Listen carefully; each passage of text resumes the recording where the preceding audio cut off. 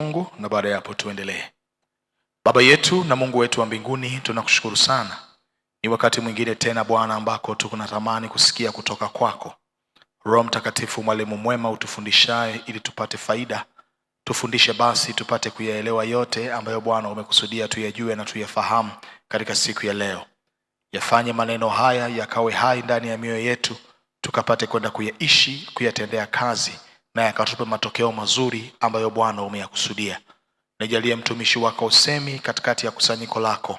Asante maana umekubali kuwa pamoja nasi. Utatufundisha, utatufafanulia, utatuwezesha kuyaishi na kuyatendea kazi mambo hayo. Katika jina la Yesu tumeomba tukiamini. Amen. Tunaendelea na sehemu ya pili ya mfululizo wa somo letu linaloitwa makosa yanayogharimu maisha ya Wakristo wengi.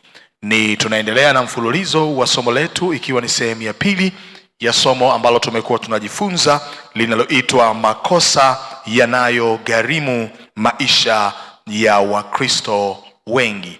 Tulipokuwa tumeanza katika sehemu ya kwanza, tulitambua mambo kadhaa ya muhimu kutusaidia, ikiwemo ya kwamba hatuna sababu ya kufanya makosa au kukosea katika maeneo ambayo Mungu tayari ameshatuonesha kwenye neno lake watu ambao walikosea na aina ya matokeo ambayo waliyapata. Hatuna sababu ya kukosea kwenye eneo lolote la maisha katika maeneo ambayo Biblia imetupa mifano na kuweka wazi watu waliokosea na aina ya matokeo walioyapata. Lakini tuliona zaidi katika maandiko ya kwamba Biblia ni kitabu ambacho kimeweka wazi mifano ya watu waliofanya vizuri, lakini pia mifano ya watu waliokosea. Mungu alifanya namna hiyo akiwa na nia ya kutaka kutusaidia kuto kukosea kama wengine walivyokosea. Na kwa tafsiri rahisi, Mkristo yeyote anayejikita katika kujifunza neno la Mungu amejiweka kwenye nafasi nzuri ya kuto kufanya makosa ambayo wengine wamewahi kuyafanya kwenye maisha yao. Naomba kurudia kwa msisitizo. Mkristo anayewekeza katika kujifunza sana neno la Mungu amejiweka kwenye nafasi nzuri ya kuto kukosea kwenye maeneo ambayo wengine wamewahi kukosea. Hatuna sababu yoyote ya kukosea au kufanya vibaya wakati Biblia imeweka wazi mifano mbalimbali ya watu ambao wamewahi kukosea. Na tuliona andiko letu la msingi wa Korinto wa kwanza sura ile ya 10 mstari ule wa 7 mpaka mstari ule wa 11. Wa Korinto wa kwanza sura ile ya 10 mstari ule wa 7 mpaka mstari ule wa 11. Biblia inaonesha hapo, inaeleza mtume Paulo alipokuwa analiandikia kanisa la Korinto kwenye waraka wake wa Korinto wa kwanza 10 mstari wa 7 mpaka wa 11, akiwaonesha wa Korinto makosa ambayo Israeli waliyafanya na matokeo ambayo waliyapata. Alafu nikapenda zaidi mstari wa 11, anasema basi mambo hayo yaliwapata wao kwa jinsi ya mifano, yakaandikwa ili kutuonya sisi tuliofikiriwa na miisho ya zamani. Mtume Paulo anaonesha ya kwamba mambo haya yote, makosa walioyafanya wengine, Mungu ameyaandika na kuyaweka wazi katika neno lake ili sisi tutakaosoma leo tusipate kurudia makosa yaliyofanywa na wengine. Lakini pia tuligundua jambo jingine la msingi sana, ya kwamba makosa ya watu wengine katika maisha yanapaswa kugeuka kuwa darasa na shule ya kutusaidia kwenye safari ya maisha yetu. Makosa tunayoyaona kwa wengine katika maisha yanapaswa kuwa darasa na shule ya kutusaidia kwenye safari ya maisha yetu. Mara nyingi tunapoona watu wengine wakiwa wamemess up kwenye maisha, tunaishia kuyashangilia, tunaishia kuongea, tunaishia kuzungumza sana juu ya makosa yao, lakini hatuyaoni makosa ya wengine kama shule muhimu ya kutusaidia kwenye maisha yetu. Ukiona kuna watu wamekosea kwenye eneo la ndoa na familia, kwako inapaswa kuwa darasa. Ukiona kuna watu wamekosea kwenye eneo la elimu, kwako inapaswa kuwa darasa.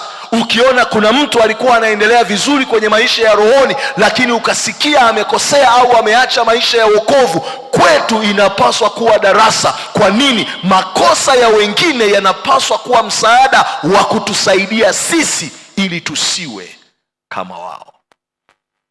Tunaenda pamoja Kwa hiyo tukaanza kuangalia makosa mbalimbali. Tukaona kosa la kwanza ambalo Wakristo wengi wanalifanya ni kushindwa kutambua au kutazama muda kama rasilimali muhimu ambayo Mungu ametupa kwa ajili ya leo yetu na kesho tunayoiendea.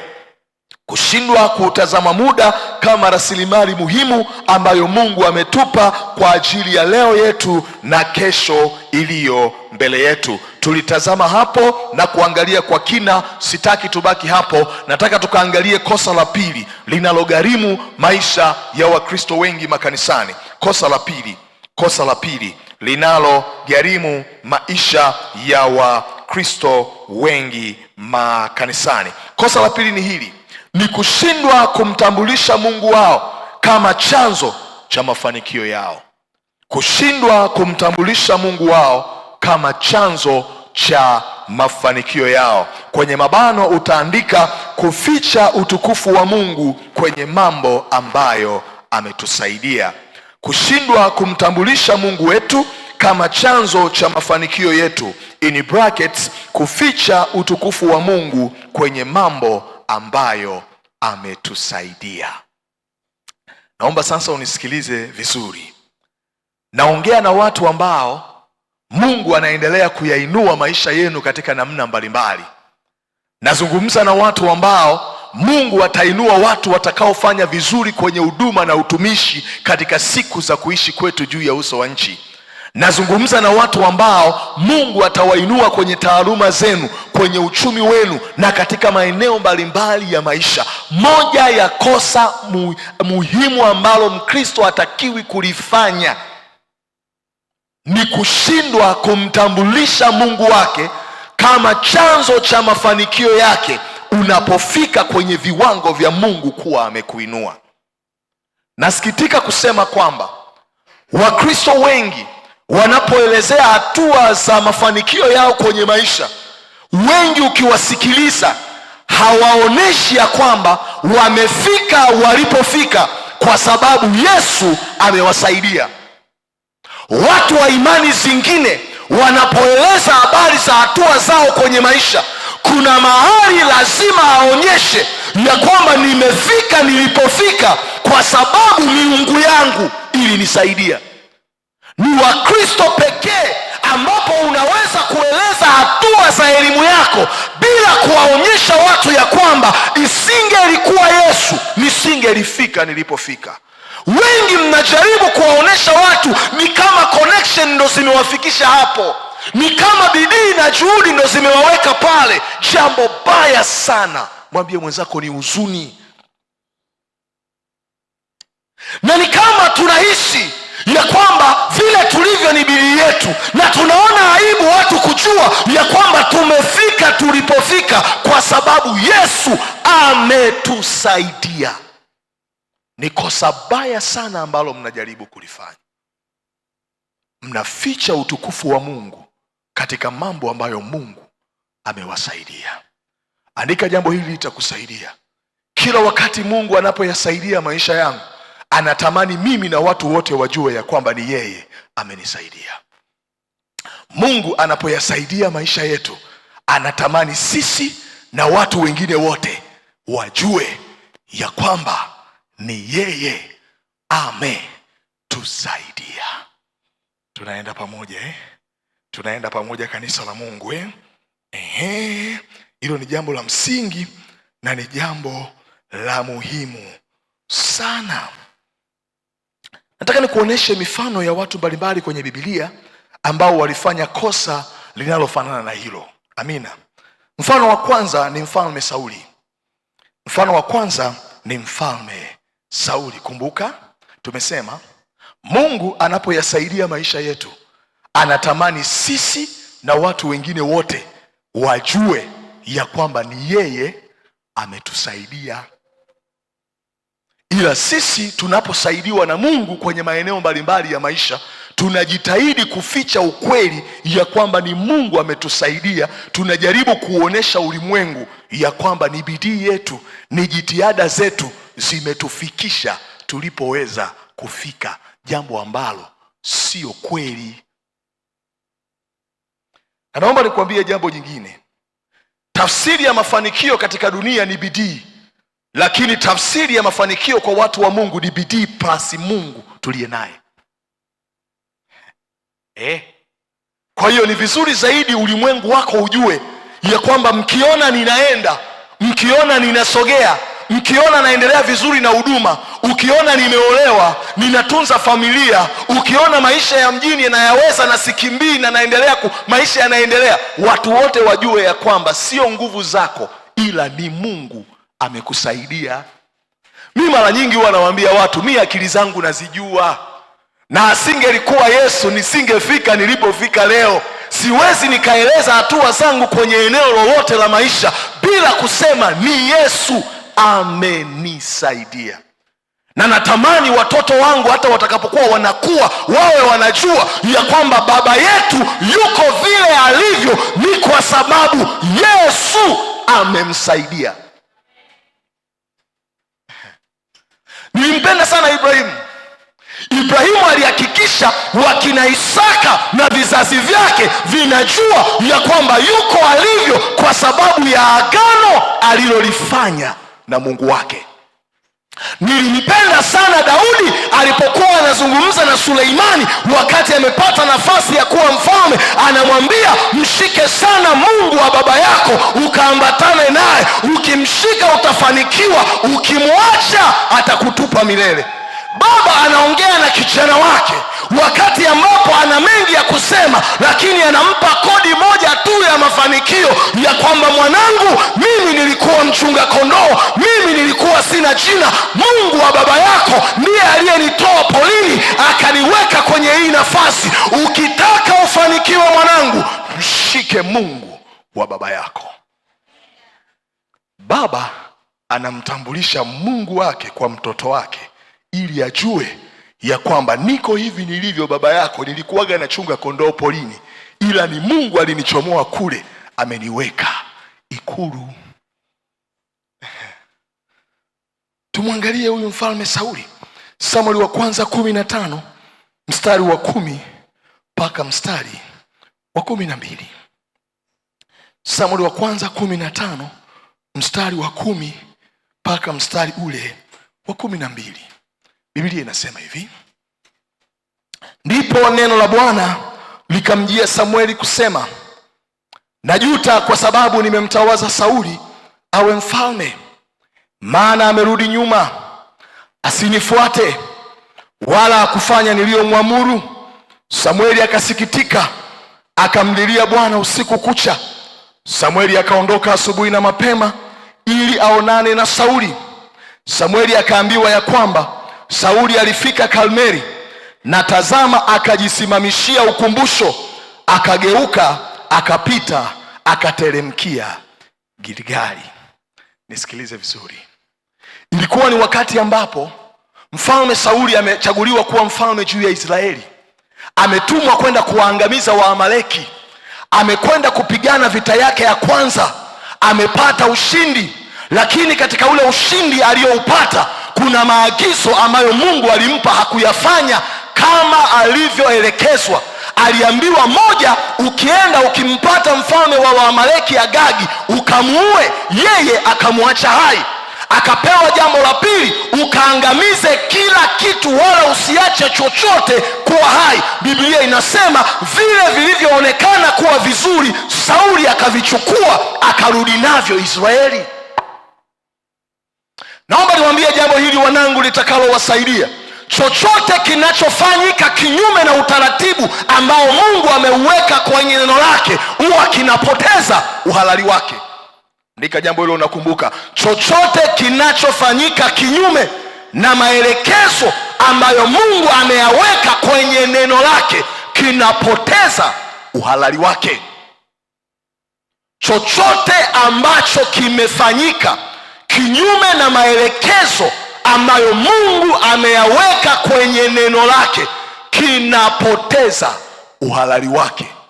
Haijalishi unaliona hilo jambo ni zuri kiasi gani, haijalishi watu watakuona umefanya vizuri kiasi gani, kama limefanyika kinyume na utaratibu wa Mungu, jambo hilo linapoteza uhalali wake. Ni muhimu sana, ni muhimu sana. Mara nyingi tunajaribu kufanya vitu kwa kuangalia namna gani tunaona ni vizuri, namna gani dunia inaona ni sawa. Ikiwa kipo kinyume na kile ambacho Mungu amesema kwenye neno lake, jambo hilo linapoteza uhalali wake. Biblia inasema alipotoka kushinda vita, akati anarudi akaenda Karmeli. Alipoenda Karmeli, huyu mwamba mfalme Sauli, baada ya kushinda vita yake ya kwanza, unajua alichokifanya? Akaenda akajenga mnara wa ukumbusho. Mwambie wenzako akajenga mnara wa ukumbusho. Lile jambo wewe unaweza ukaliona ni la kawaida, lakini kimsingi Sauli alikuwa anataka kuweka kumbukumbu juu ya nguvu zake na uwezo wake kwenye vita alizozishinda. Iko hivi, watu wa Mungu, katika nyakati za Biblia watu walikuwa wanaruhusiwa kuweka alama za ukumbusho kwa nia ya kuvikumbusha vizazi vitakavyokuja juu ya uwezo na uaminifu wa Mungu katika mambo ambayo Mungu amewahi kuwasaidia. Lakini mfalme Sauli alichokifanya, akajenga mnara wa ukumbusho ili jina lake lisifiwe, ili jina lake likumbukwe. Mungu alipolitazama lile jambo ndani ya moyo, akagundua huyu jamaa na kiburi cha uzima. Katika utaratibu wa Biblia, watu waliruhusiwa kuweka ukumbusho kama sehemu ya kuvifundisha vizazi vitakavyokuja. Watakapouliza maana yake ni nini, wajue ya kwamba kuna nyakati tuliwahi kupita na Mungu akatusaidia. Ngoja nikuoneshe ukweli wa mambo haya ninayokuambia. Angalia Yoshua sura ile ya 4 mstari wa 1 mpaka wa 9. Yoshua sura ile ya 4 mstari wa 1 mpaka wa 9. Kumbuka tumeona pale mfalme Sauli akaenda Karmeli akajenga mnara wa ukumbusho wake, sio ili watu wakumbuke namna Mungu alivyowasaidia. Anajaribu kuficha msaada wa Mungu katika ushindi aliyoupata. Yoshua 4:1 mpaka 9.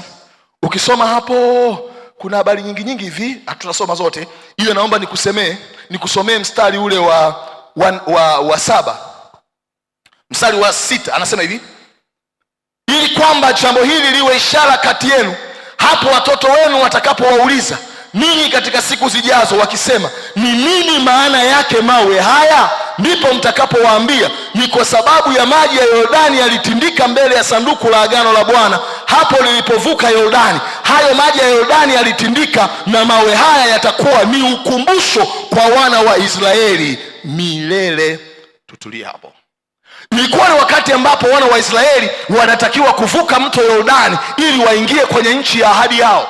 Mungu akamwambia Yoshua, nenda kachoambia wana wa Israeli, kwenye kila kabila zile 12 atatoka mtu mmoja ambaye atachukua jiwe. Kila mmoja baada ya kuvuka mto Yordani, sanduku la Bwana litakapotangulia, Mungu akiwasaidia mkavuka Yordani na kuingia kwenye nchi ya ahadi yenu, jambo mtakalolifanya, anasema yale mawe 12 watayajenga na kuyasimamisha mahali pale.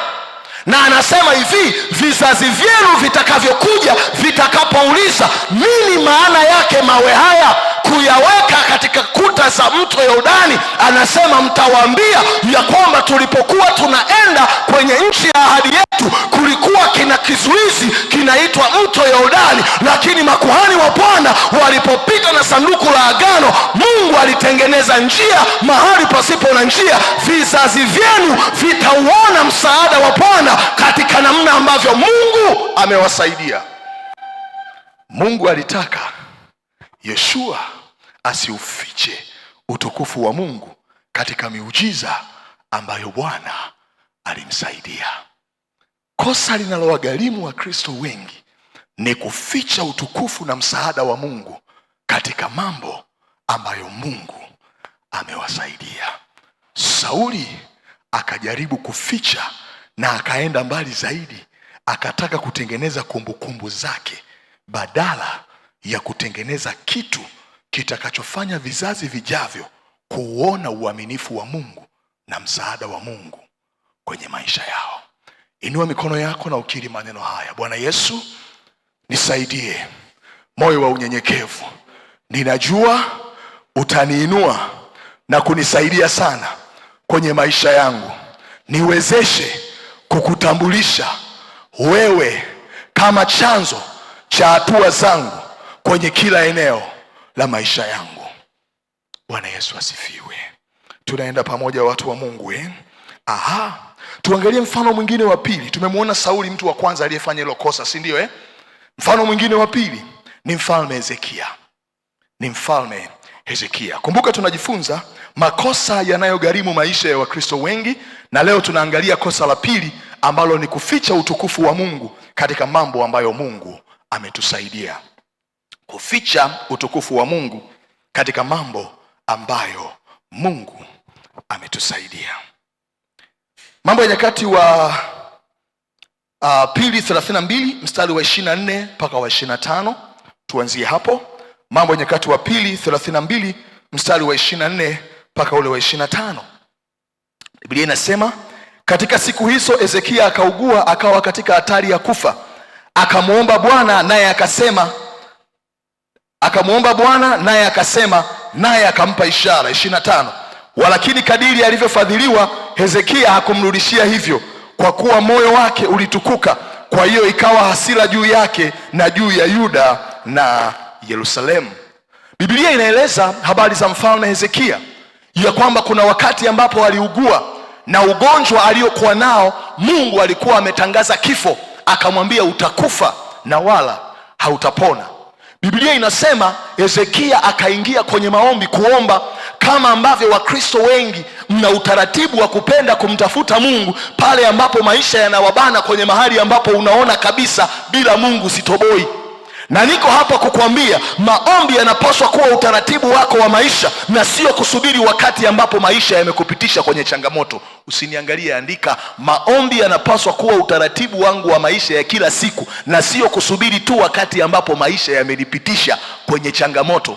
Wakristo wengi hamna utaratibu wa kuomba. Wengi mnasubiri mpaka maisha yamewabana ndipo ambapo mnamtafuta Mungu. Mungu hajawahi kupenda kuwa mbadala kwenye maisha ya mtu. Mungu anapenda kuwa nafasi ya kwanza. Yafanye maombi kuwa maisha yako. Una changamoto utaomba, hauna changamoto utaomba. Mungu akupate na akuone unapatikana mbele zake hata wakati ambapo hauna changamoto wala shida yoyote. Tunaelewana wanangu Tunaenda pamoja Kwa hiyo huyu mwamba akaamua kuingia kwenye maombi. Alipoamua kuomba, Mungu akamjibu. Mwambie jirani yako, maombi hayadanganyi. Mwambie tena, maombi hayadanganyi. Na unajua kwa nini Mungu alimjibu? Nimewahi kuambia hapa, kila wakati tunapoamua kuomba, tafsiri yake tumeamua kumwambia Mungu tuna uhitaji msaada wako kwenye maisha yetu. Kwa hiyo maombi ni mwaliko wenye kuikaribisha mbingu ili kuingilia mambo yanayohusu maisha yako na kukusaidia. Alipoponywa, Biblia inasema moyo wake ukatukuka na wala hakumrudishia Mungu utukufu. Sasa ili uweze kuelewa moyo wake ulitukuka kwa namna gani, andika Wafalme wa pili 20 mstari wa 12 mpaka wa 19. Hapo nitakusomea na kukuelekeza. Wafalme wa pili 20 mstari wa 12 mpaka ule wa 19. Biblia inasema, wakati huo Merodaki Baladani mwana wa Baladani, Wafalme wa pili 20:12 mpaka 19, mfalme wa Babeli alipeleka barua na zawadi kwa Hezekia, kwa maana alipata habari kwamba Hezekia ameugua. Hezekia akawasikiliza, akawaonyesha nyumba yote yenye vitu vyake vya thamani, fedha na dhahabu na manukato na marhamu ya thamani, na nyumba yenye silaha zake na vitu vyote vilivyoonekana katika hazina zake. Wala hapakuwa na kitu asichowaonyesha Hezekia katika nyumba yake wala katika ufalme wake wote. Tutulie. Biblia inasema hivi, Hezekia alipoponywa, mfalme wa Babeli akasikia habari za Hezekia kwamba aliwahi kuumwa na akapona. Biblia inasema akatuma maafisa wake wa ikulu kwenda kumsalimia na kwenda kumpongeza kwa afya njema na uzima anavyoendelea. Unajua ni kawaida ya viongozi na matajiri, watu wenye uwezo kutembeleana Si mnasikiaga kule mtu fulani amekwenda kumtembelea, si mke wa kiongozi fulani amekwenda kumtembelea. Matajiri na viongozi kutembeleana ni kawaida, ni maskini tu ndo kutembeleana ampendagi sana. Biblia inasema ya kwamba akaamua kwenda kumtembelea, akatuma maafisa. Alipotuma wale maafisa wameenda kuona uzima na uponyaji aliyoupata. Biblia inaweka wazi ya kwamba wale watu walipofika, mfalme Hezekia akawachukua, akaenda akawaonesha hazina zake, utajiri wake na kila chema alicho nacho kwenye ufalme wake. Wamekuja kumuona, wamekuja kumpa hongera kwa ushindi na afya njema. Yeye aliyejulikana kwamba atakufa, Mungu akayaponya maisha yake. Wamekuja badala ya kuwaeleza yale ambayo Mungu amefanya kwenye maisha yake, anawapitisha na kuwaonyesha utajiri wake. Ona kilichofuata. Mstari wa ngapi? Wa 14. Biblia inasema hivi: ndipo Isaya nabii akamwendea mfalme Hezekia akamwambia, wasemaje watu hawa? Nao wametoka wapi kuja kwako? Hezekia amesema wametoka katika nchi iliyo mbali, yani Babeli. 15. Ndipo akasema, wameona nini nyumbani mwako? Hezekia akajibu, vitu vyote vilivyomo nyumbani mwangu wameviona. Hapana kitu nisichowaonyesha katika hazina zangu. Sikiliza Isaya alichomwambia. Isaya akamwambia Hezekia, basi lisikie neno la Bwana. Angalia, siku zinakuja ambazo vitu vyote vilivyomo nyumbani mwako na hivyo vilivyowekwa akiba na baba zako hata leo vitachukuliwa mpaka Babeli, hakitasalia kitu, asema Bwana. Na baadhi ya wanao watakaotoka kwako utakaowazaa watawachukuliwa mbali, nao watakuwa matowashi nyumbani mwake mfalme wa Babeli. Ndipo Hezekia akamwambia Isaya, neno la Bwana ulilonena ni jema. Tena akasema, je, sivyo ikiwapo amani na kweli katika siku zangu? Baada ya Mungu kuliona lile jambo la mfalme Hezekia kushindwa kumtambulisha Mungu wake kama chanzo cha mafanikio yake, badala yake kuwaonesha wale watu fahari aliyokuwa nayo, Mungu akamwambia, yote walioyaona katika nyumba yako na katika hazina zako, miaka inakuja ambapo mfalme wa Babeli atakuja kuyachukua vitu hivyo, na uzao wako utatumikia taifa lake. Mfalme Hezekia alifanya makosa mawili makubwa. Nataka nikuoneshe makosa mawili ambayo mfalme Hezekia aliyafanya kwenye hili jambo. Jambo la kwanza, kosa la kwanza ni kutomtangaza Mungu wake kama chanzo cha mafanikio yake. Nitakueleza.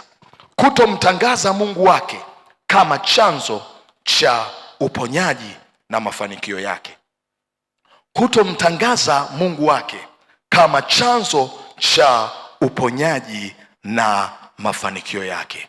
Nisikilize vizuri. Watu wamekuja kumuona baada ya kuwa amepona. Hii ilikuwa ni nafasi nzuri ya ushuhuda, si ndio? Si ndio? Maana yake alikuwa amepata nafasi ya kuwaeleza wale watu juu ya uwezo wa nani? Wa Mungu wake, namna ambavyo Mungu wake amemponya, hali yake ilivyokuwa mbaya, namna ambavyo Mungu wa mbinguni amemsaidia, hata zile mali na kila alicho nacho ni Mungu amemsaidia.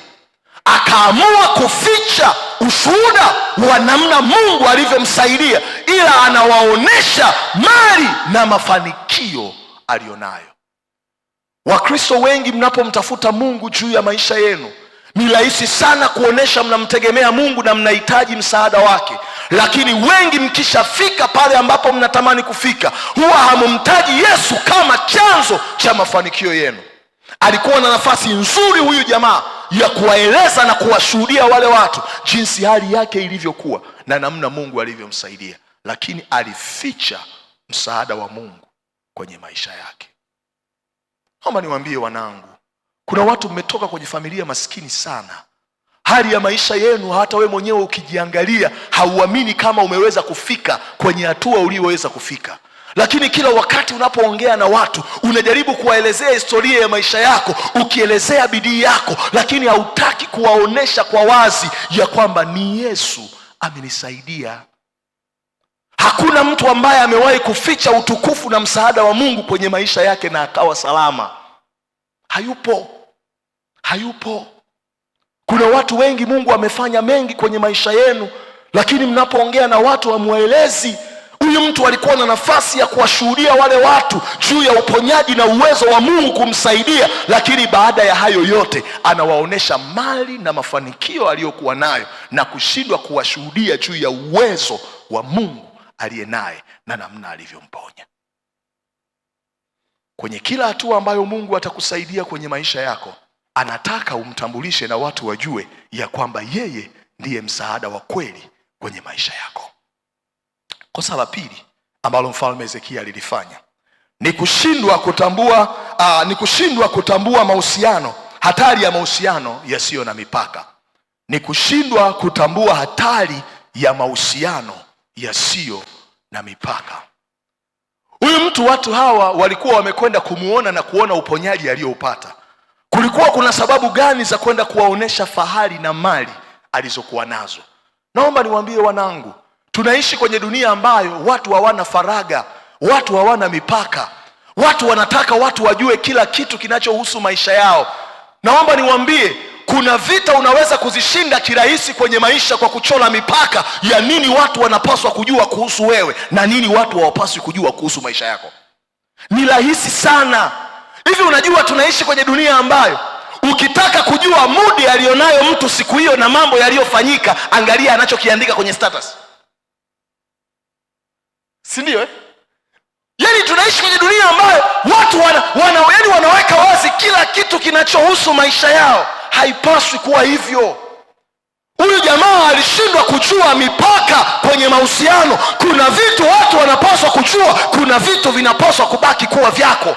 Kuna shetani ni rahisi kumshinda na kutopambana naye endapo utabaki nayo moyoni. Ni taarifa alizonazo adui yako zinamwezesha kufanya vita na maisha yako. Narudia tena, ni taarifa zako alizonazo adui yako zinamwezesha kufanya vita kirahisi na maisha yako. Sio lazima kila kitu watu wajue kuhusu wewe, sio lazima.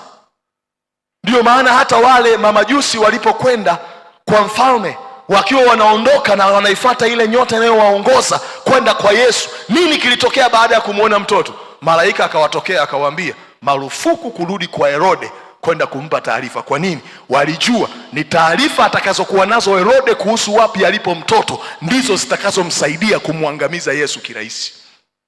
Jifunze kuwa na faraga, jifunze kuweka privacy. Sio lazima watu wajue kila kitu kuhusu maisha yako. Makosa hayo makubwa mawili yalimgharimu. Kosa la kwanza ni kushindwa kuwashuhudia na kuambia wale watu juu ya msaada wa Mungu aliyomsaidia kwenye afya yake. Akaanza kuwaonesha fahari za mali alizokuwa nazo. Na kosa la pili ni kukosa mipaka ya kimahusiano cha nini watu wanapaswa kujua kuhusu yeye na nini watu hawapaswi kujua kuhusu maisha yao. Tunaenda pamoja watu wa Mungu. Tunaenda pamoja kanisa la Bwana. Utaona mfano mwingine wa mfalme Nebukadreza alifanya kosa hilo kwenye Danieli sura ya 4. Utaandika tu hapo Danieli sura ya 4 mstari wa 29 mpaka wa 33. Hiyo nitasoma na kukuelezea kidogo. Danieli sura ile ya 4 mstari wa 29 mpaka mstari ule wa 33.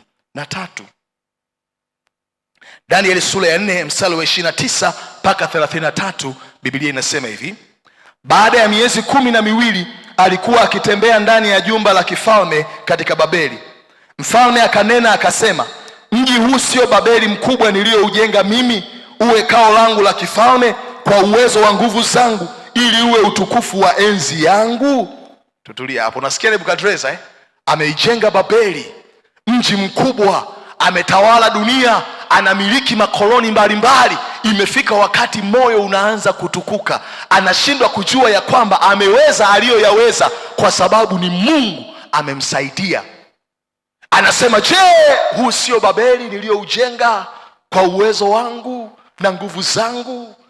Anaanza kujisifia nguvu zake na kuficha msaada wa Mungu kwenye harakati zake. Nimekwambia Hakuna mtu amewahi kuficha msaada na utukufu wa Mungu kwenye maisha yake na akawa salama. Ngoja nikuoneshe yaliyofuata. Biblia inasema hivi, mstari wa 31. Hata neno lile lilipokuwa katika kinywa cha mfalme, yani alipokuwa anasema hayo maneno, sawa mfalme anasema, hata neno lilipokuwa katika kinywa cha mfalme, sauti ilikuja kutoka mbinguni ikisema, mfalme Nebukadreza, maneno haya unaambiwa wewe mfalme, ufalme huu umeondoka kwako. 32. Nawe utafukuzwa mbali na wanadamu, na makao yako yatakuwa pamoja na wanyama wa kondeni. Utalishwa majani kama ng'ombe, na nyakati 7 zitapita juu yako, hata utakapojua ya kuwa aliye juu ndiye anayemiliki katika ufalme wa wanadamu, naye humpa amtakaye awaye yoyote.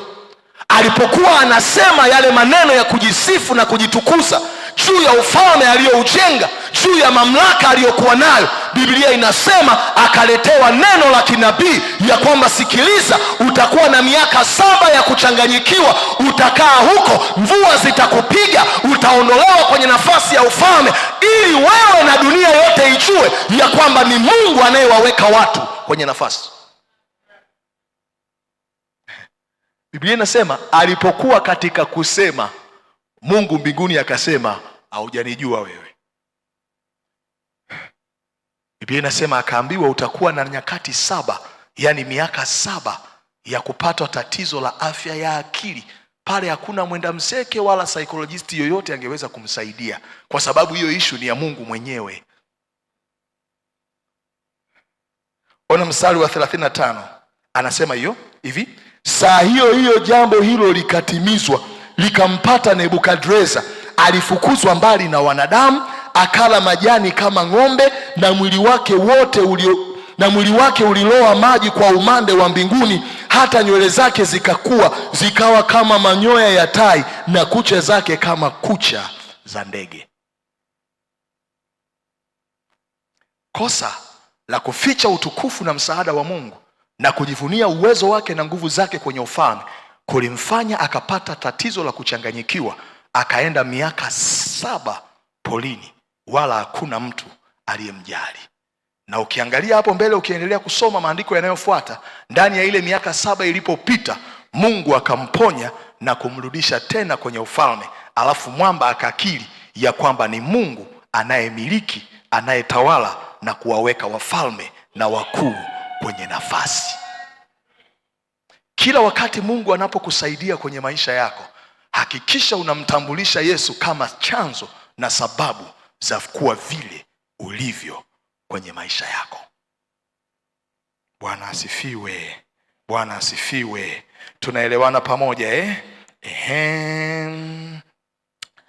Na naomba nikuongezee mambo mengine hapa yatakayokusaidia. Nilitamani niguse vitu fulani hapa, lakini nikiangalia muda utanikataa. Naomba niende kwenye vitu fulani vitakavyokusaidia.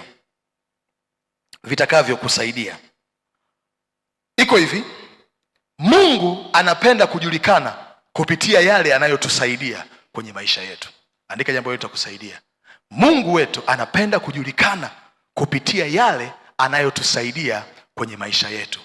Yaani yale mambo ambayo Mungu anafanya kwenye maisha yako, anategemea yawe ushuhuda wenye kumtambulisha Mungu wako kwenye maisha yako na kwenye maisha ya watu wengine. Mungu anapenda kujulikana kupitia yale anayofanya au kutusaidia kwenye maisha yetu. Anapenda sisi tumjue, na anapenda wengine pia wamjue kupitia yale anayotusaidia nayo kwenye maisha yetu. Sasa naomba unisikilize vizuri kwenye hicho kipengele. Tumesema Mungu anapenda kujulikana kwetu na kwa watu wengine kupitia yale anayofanya kwenye maisha. Watu wa Mungu, naomba niwaambie, majina yote ambayo Mungu anayo kwenye Biblia unayoyataja katika siku za leo, Jehova nani, Jehova nani, Jehova chochote ambacho unakitajaga wewe, ni matokeo ya watu kupita kwenye changamoto ambazo ziliwafanya kumjua Mungu katika namna ambayo hawakuwahi kumjua hapo kwanza. Majina yote ya Mungu, Jehova na nani unayoyajua, ni matokeo ya watu kupita kwenye changamoto ambazo ziliwafanya kumjua Mungu katika namna ambayo hawakuwahi kumjua hapo kwanza. Kwa hiyo maisha yanapokupitisha kwenye changamoto yoyote, jambo la kwanza, ione changamoto ile kama nafasi ya kumjua Mungu kwenye namna ambayo haukuwahi kumjua hapo zamani. Watu wengi wanapopita kwenye changamoto na magumu fulani kwenye maisha, jambo la kwanza, akili huwa zinawaambia utakufa. Akili huwa zinawaambia utashindwa. Akili zinawaambia utaaibika. Anza kuifundisha akili yako ya kwamba maisha yanaponipitisha kwenye changamoto ya namna yoyote, ni nafasi ya Mungu kujifunua kwenye maisha yangu katika namna ambayo sikuwahi kumjua hapo kabla. Na huwa haishii na wewe tu, inaenda mpaka wengine kumjua Mungu katika namna ile ambayo hawakuwahi kumjua kupitia wewe. Kwa nini? Mungu anapenda kujulikana ndani ya mioyo yetu, na kupitia yale anayoyafanya kwenye maisha yetu wengine pia wamjue. Bwana asifiwe. Bwana asifiwe. Sasa nataka tukaangalie namna tunazoweza kutumia kusababisha Mungu tuliye naye kujulikana. Namna tunazoweza kutumia kusababisha Mungu tuliye naye kujulikana. Mungu anapenda kujulikana kwenye maisha yetu, lakini sisi tukishamjua katika yale ambayo amefanya au ametusaidia, anatamani pia ajulikane kwa wengine. Kwa hiyo lazima tuangalie namna tunazoweza kutumia kusababisha Mungu wetu kujulikana, Yesu wetu kujulikana. Namna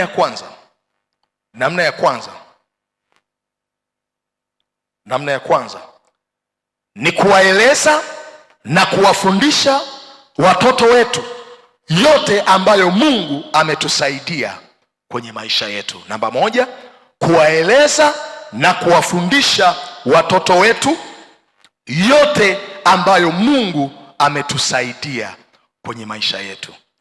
Nazungumza na wazazi walioko hapa na wale wanaotufuatilia, lakini pia nazungumza na vijana wa kike na wa kiume ambao Mungu atawajalia kuwa na ndoa, kuwa na familia na kuwa na watoto, si ndio Si ndio Aha. Na kama umeitikia hivyo na bado hujaingia kwenye maisha hayo, Mungu na akupe ndoa na familia nzuri kwenye kesho yako.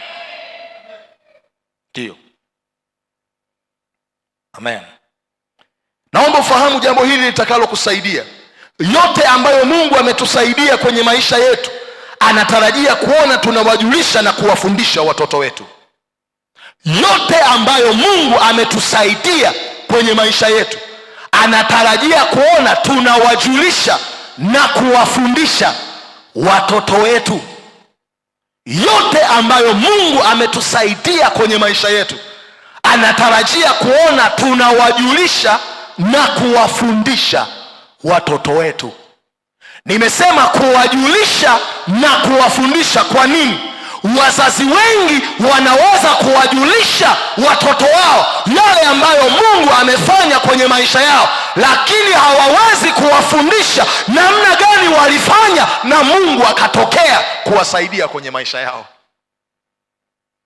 Ni rahisi sana kumwambia mtu yale Mungu amefanya kwenye maisha yako, lakini watu wengi hatupendi kuwafundisha tulifanyaje na Mungu akatokea kutusaidia kwenye maisha yetu. Namna ya kwanza tunayoweza kumfanya Mungu wetu akajulikana, tusifiche utukufu na msaada wa Mungu kwenye maisha yetu, ni kuwajulisha na kuwafundisha ni kuwaeleza na kuwafundisha vizazi vyetu yale ambayo Mungu ametusaidia kwenye maisha yetu. Angalia Kutoka 13 mstari wa 11 mpaka wa 16. Kutoka sura ya 13 mstari wa 11 mpaka mstari wa 16. Inasema, itakuwa hapo Bwana atakapokuleta katika nchi ya Wakanaani, kama alivyokuapia wewe na baba zako na kukupa, ndipo utamwekea Bwana kila afunguaye tumbo na kila mzaliwa wa kwanza uliye naye azaliwaye na mnyama, hao waume watakuwa ni wa Bwana. 13. Kila mzaliwa wa kwanza wa punda utamkomboa kwa mwanakondoo, na kwamba utaki kumkomboa utamvunja shingo, na kila mzaliwa wa kwanza wa binadamu katika wanao utamkomboa. 14. Kisha itakuwa hapo mwanao atakapokuuliza keshoni akisema, ni nini hivi? Utamwambia, Bwana alimtoa Misri Bwana alimtoa Misri kutoka ile nyumba ya utumwa kwa uwezo wa mkono wake. Basi ilikuwa hapo Farao alipojifanya kuwa mgumu ili asitupe ruhusa kuondoka, Bwana akawapiga wazaliwa wa kwanza wote waliokuwa katika nchi ya Misri, wa binadamu na wa mnyama. Kwa ajili ya hayo namtolea Bwana wote wafunguao tumbo wakiwa waume, lakini wazaliwa wa kwanza wote wa wanangu na wakomboa. Jambo hilo litakuwa ni ishara mikononi mwako na utepe katikati ya macho yako, kwa kuwa Bwana alitutoa Misri kwa uwezo wa mkono wake. Mungu anawafundisha Israeli ya kwamba mtatoa malimbuko ya wazaliwa wa kwanza ya vile vitu ambavyo Bwana atakuwa amefanya nini? Amewapa. Alafu anasema watoto wenu watakapowauliza kwenye kesho yenu, ni kwa nini mnafanya mambo haya? Anasema tutawaambia ya kwamba tunayafanya haya kama kumbukumbu ya namna Mungu alivyotusaidia na kututoa katika utumwa tuliokuwa nao Misri. Farao alipokataa kutuondoa, Mungu alipiga uzao wote wazaliwa wa kwanza wa Misri ili kuwatoa watu wake wapate kwenda kwenye nchi ya ahadi yao. Anataka Israeli wafundishe watoto wao wamjue Mungu juu ya mambo ambayo Mungu amewasaidia kwenye maisha yao. Naomba niwaambie, moja ya kazi ya wazazi ni kuhakikisha unawajulisha na kuwafundisha watoto wako uaminifu wa Mungu wako na namna ambavyo Mungu amewahi kukusaidia kwenye maisha yako. Ni rahisi sana watoto kuwaona wazazi wakiomba, lakini hawajui kwa nini tunaomba. Kwa nini tunaomba? Mtoto asipojua kwa nini mama anaomba, kwa nini baba anaomba, hawezi akahamasika kupenda maisha ya maombi. Kumjulisha kwamba maombi ni ya muhimu ni jambo la msingi, lakini kumuonesha namna gani unaomba na majibu yanapatikana ni jambo la muhimu zaidi. Ni jambo la muhimu sana. Sio ishu ya kukuona unaenda kanisani. Kwa nini unapenda maisha ya ibada? Kwa nini? Mimi nilimpenda sana Ibrahimu nilimpenda sana wakati ambapo alikuwa anaenda na Isaka kwenda kumtolea Mungu sadaka, na wakati Isaka ndiyo sadaka yenyewe. Biblia inasema Isaka akamuuliza baba, yuko wapi mwanakondoo wa nini? Wa sadaka. Tafsiri yake, Ibrahimu alikuwa amemfundisha Isaka requirements muhimu unapokwenda mbele za Mungu kwenye ibada, ya kwamba mojawapo ni sadaka. Namna ya kwanza ambayo tunaweza kumtangaza na kumfanya Mungu wetu ajulikane ni kuwafundisha watoto wetu na kuwajulisha yale ambayo Mungu ametusaidia kwenye maisha yetu. Kuna hatua Mungu amekusaidia. Kuna namna mambo yalikuwa ni magumu, uliomba Mungu akafanya.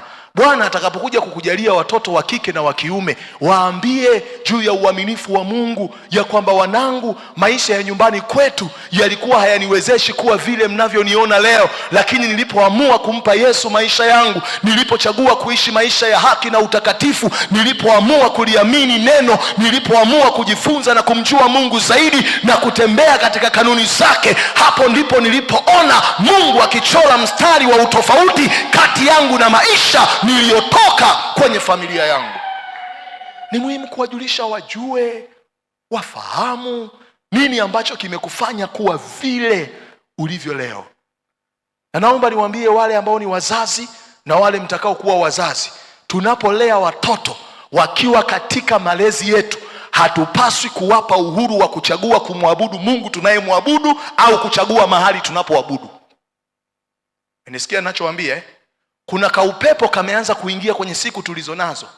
Ni kama wazazi wanawapa watoto uhuru sana kuchagua uhuru wa kuabudu, ataabudu wapi, atasema nini.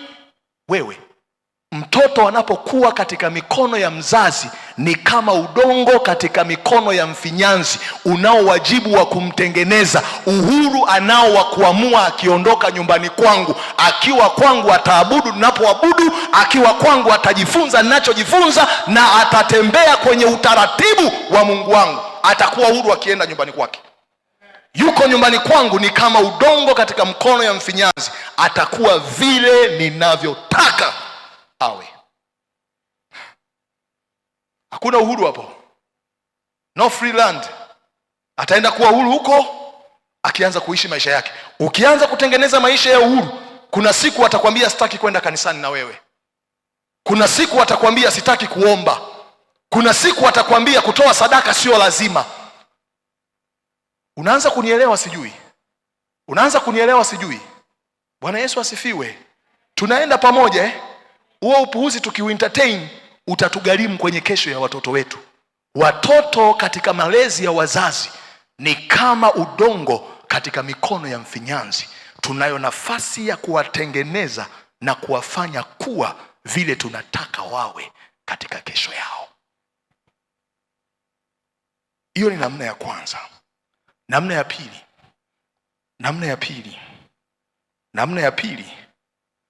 tunayoweza kutumia kusababisha Mungu wetu kujulikana. Namna ya pili ni kuutaja msaada wa Mungu kwenye kila hatua ambayo Mungu ametusaidia kuifikia kwenye maisha yetu.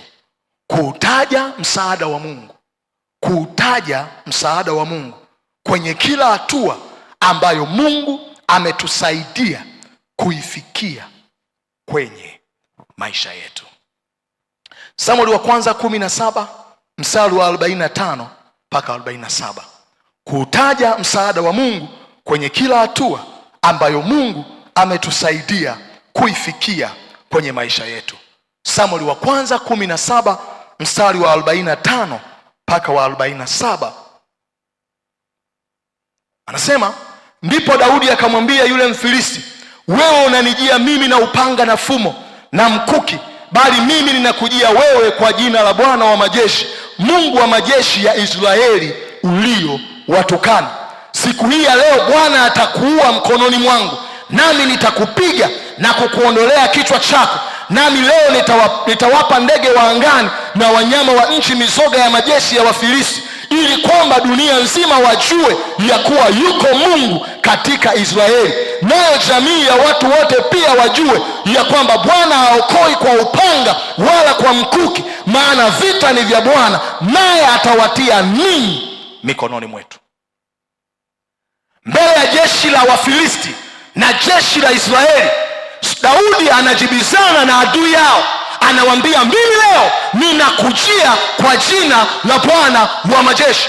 Anatangaza hadharani ya kwamba naenda kupigana na Mfilisti huyu mwenye uzoefu katika vita. Situmaini katika silaha zangu, situmaini katika uwezo wangu. CV yangu haijulikani kama wakina Sauli, lakini dunia nzima ijue nikiona nimeweza ni kwa sababu Bwana amenisaidia. Kila tunachokifanya kwenye maisha ni vizuri tujifunze kutangaza, ninakwenda shule kusoma, Bwana atanisaidia. Ninakwenda kuanzisha biashara, Bwana atanisaidia. Ninakwenda kwenye interview ya kazi, Bwana atanisaidia. Tunatakiwa kusema ili watu wajue tunapopata matokeo kwenye maisha yetu ni Yesu ametusaidia. Ametusaidia. Alitangaza hadharani hapa, akautaja msaada wa Mungu katika kila hatua aliyokuwa anaiendea. Tafsiri yake ni nini? Watu walipokuwa wanamuona amemuua Goliati, akili zao na fahamu zao zilikuwa zinawaambia ni Mungu wao amewasaidia. Bwana asifiwe. Bwana asifiwe. Katika kila eneo la maisha yako Mungu anapenda kujulikana, na namna ya pili ya kumfanya Mungu ajulikane ni kutangaza msaada wake katika kila unachokifanya kwenye maisha yako. Kuna wakati fulani nilipokuwa nasoma, tulifanya project fulani darasani na rafiki yangu mmoja ambaye hiyo program ilikuwa inahusisha kozi zote. Sasa kuna mtu mmoja, alikuwa dada mmoja Mnigeria. Alipoona nikiwa nimefanya vizuri sana, akanijia, akaniambia, Tito, umefanya vizuri sana, una akili, una bidii, unajua. Nikamwambia hivi, ni Yesu amenisaidia. Akasema no, sio ishu ya Yesu, mi najua una akili, tunaona namna ambavyo unajua, unajitahidi. Nikamwambia hapana, ni Yesu amenisaidia. Dunia inatafsiri kuweza kama matokeo ya akili na mafanikio. Sisi huku tunatafsiri kuweza kama msaada wa Mungu, bila yeye hatuwezi. Jifunzeni hayo mambo wanangu, itawasaidia sana. Itashusha kiburi cha uzima, itawafundisha kumtegemea Mungu kwenye kila unachokifanya. Wafanye watu wajue ya kwamba yote tunayoweza kwenye maisha yetu ni Yesu ametusaidia.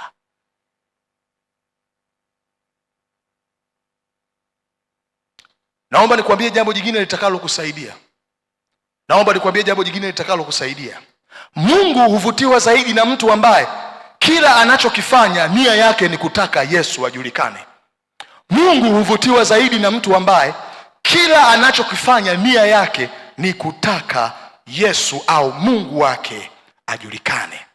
Mungu huvutiwa sana na mtu ambaye kila anachokifanya nia yake ni kutaka Yesu au Mungu wake ajulikane.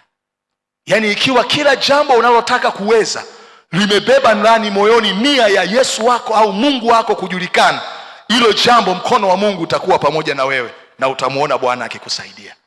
Yaani Mungu akiona moyoni nia ya kwamba nataka kufanya hili na kuweza hili ili Mungu wangu ajulikane, ili Yesu wangu atambulike, Mungu akiuonaga huo moyo, utashangaa kila unachokifanya kinakupa wepesi. Unashangaa unafanya kazi unaipata, unafanya interview inakuja, unafanya biashara inafanikiwa. Yaani Mungu akiona nia ya kwamba kwenye kile unachokifanya anataka yeye ajulikane, hapo lazima aende na wewe mzee. Lazima hayo maombi utajibiwa tu. Lazima. Angalia Mwanzo 41 mstari wa 15 mpaka wa 37. Tutasoma hapo, nitakuelezea. Mwanzo 41:15 mpaka 37. Ukisoma hapo utaona habari za mfalme Farao, namna ambavyo aliota ndoto, na ile ndoto alipoiota hakuelewa maana yake, lakini alipomwendea Yusufu akawa ameitwa ili atafsiri. Kuna maneno ambayo Yusufu aliyasema nikayapenda sana. Aliyasema Yusufu nikayapenda sana.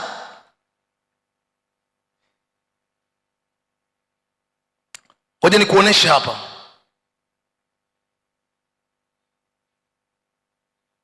Mwanzo 41 mstari ule wa 15 mpaka 16 anasema, Farao akamwambia Yusufu, nimeota ndoto wala hakuna awezaye kunifasiria, nami nimesikia habari zako ya kwamba usikiapo ndoto waweza kuifasiri. Tutulie. Yusufu anaambiwa na Farao, nimesikia juu ya uwezo wako wa kutafsiri ndoto. Wamenieleza wafanyakazi wangu ya kwamba mlipokuwa kule gerezani ulitafsiri ndoto. Nimesikia uwezo wako. Farao anatafsiri kuweza kwa Yusufu kama uwezo. Ona mstari wa 16 Yusufu anavyojibu.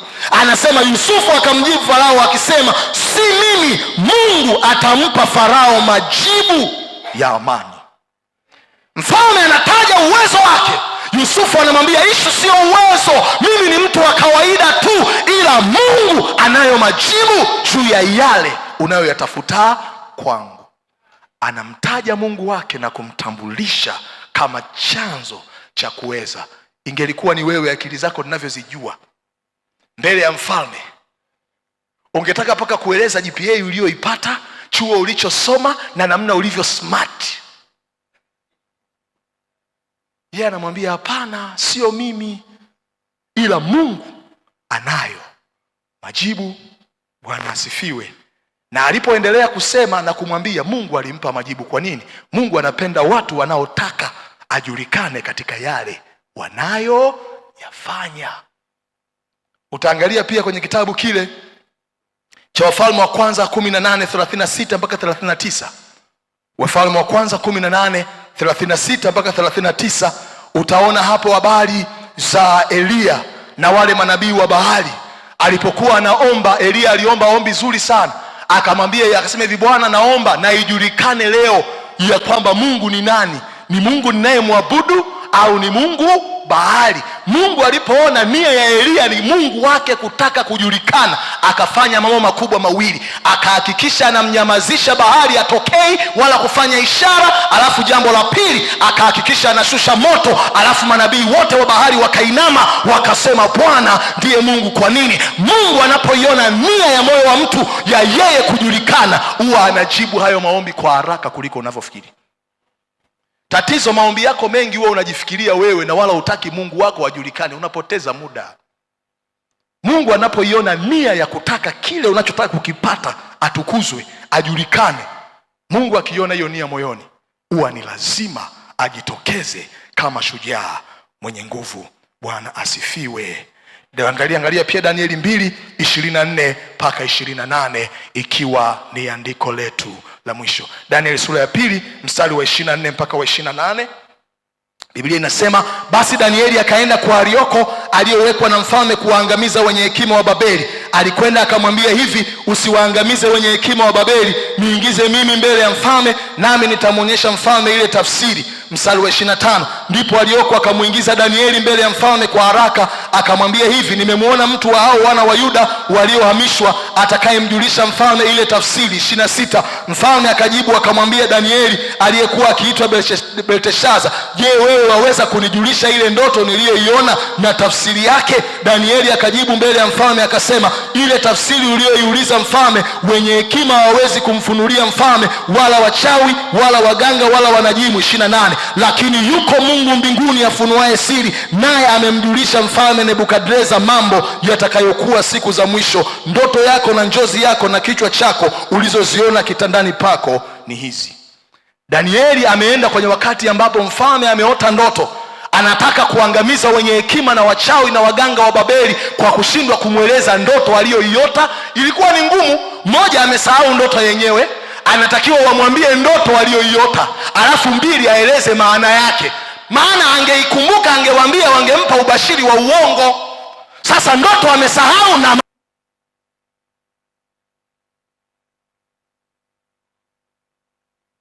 Biblia inaweka wazi ya kwamba alipoenda Danieli akaenda akamwambia mfalme, sisi hatuna majibu wala wachawi hawana cha kukujibu, ila Mungu anayo majibu. Anamtangaza Mungu wake, na Mungu alipouona ile moyo na ile nia, akaachilia majibu juu ya kile ambacho walikuwa wanakitafuta.